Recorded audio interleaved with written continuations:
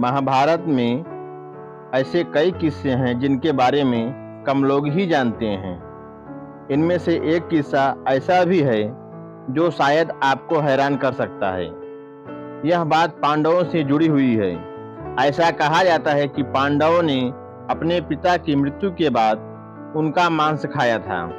पांडु के 5 पुत्र थे, युधिष्ठिर, भीम, अर्जुन, नकुल और सहदेव। इनमें से युधिष्ठिर, भीम, अर्जुन कुंती के पुत्र थे और नकुल, सहदेव माद्री के पुत्र थे। मान्यताओं के अनुसार पांडु को एक ऋषि द्वारा श्राप मिला था, किसी भी स्त्री से शारीरिक संबंध बनाएगा तो उसकी मृत्यु हो जाएगी।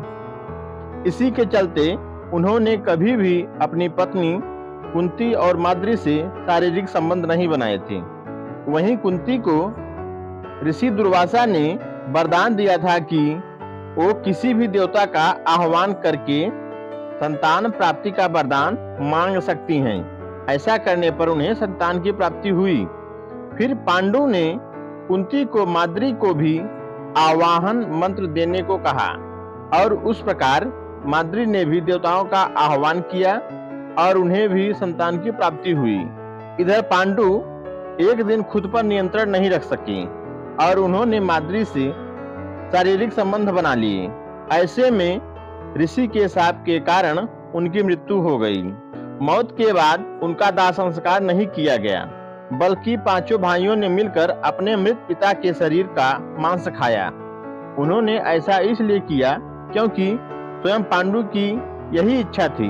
क्योंकि 5 पांडव उनके वीर्य से पैदा नहीं हुए थे, इसलिए पांडु का ज्ञान और कौशल उनके बच्चों में नहीं आ पाया था। इसी के चलते उन्होंने अपनी मृत्यु से पहले ऐसा वरदान मांगा था कि यदि उनके बच्चे उनकी मृत्यु के पश्चात उनके शरीर का मांस मिल बांट कर खा लें तो उनका ज्ञान उनके बच्चों में चला जाएगा। कहा तो यह भी जाता है कि 5 भाइयों में सबसे ज्यादा सहदेव ने अपने पिता का मांस खाया था। पिता की इच्छा का पालन करते हुए सहदेव ने पांडु के मस्तिष्क के 3 हिस्से खाए। पहले टुकड़े को खाते ही सहदेव को इतिहास का ज्ञान हो गया, दूसरे टुकड़े को खाने पर वर्तमान का ज्ञान हो गया और तीसरे टुकड़े को खाते ही उन्हें भविष्य का ज्ञान भी मिल गया। यही कारण था कि सहदेव 5 भाइयों में सबसे अधिक ज्ञानी थे। इससे उन्हें भविष्य में होने वाली घटनाओं को देखने की शक्ति भी मिल गई थी।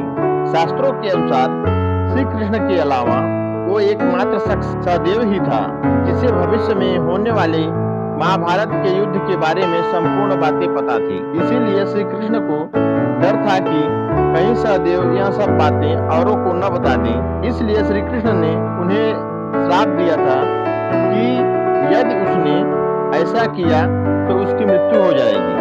दोस्तों, है न हैरान करने वाली बात, कोई बेटा अपने पिता का मांस कैसे खाएगा। ये कहानी सुनकर आपको कैसा लगा हमें कमेंट करके जरूर बताइए और ऐसे ही ज्ञानवर्धक वीडियो के लिए हमारे चैनल को सब्सक्राइब कर लें। धन्यवाद।